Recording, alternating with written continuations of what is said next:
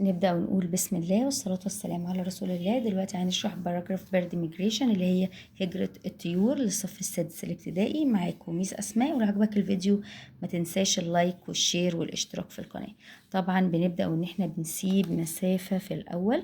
هقول ميني بيردز migrate to and from Egypt. الكثير من الطيور تهاجر من وإلى مصر. يبقى many birds migrate to and from Egypt. بيهاجروا من وإلى مصر. Europe ليه بقى السبب؟ Europe is cold in winter.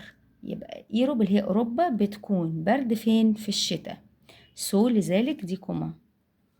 so لذلك many birds migrate to Egypt and other warmer places. لذلك الكثير من الطيور تهاجر إلى مصر والكثير من الأماكن الدافئة.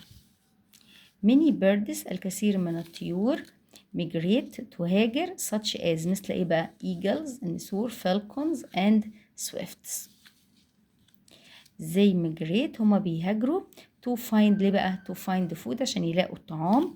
make nests يكونوا العش بتاعهم or have warmer weather أو إن هما يحصلوا على طقس أدفأ.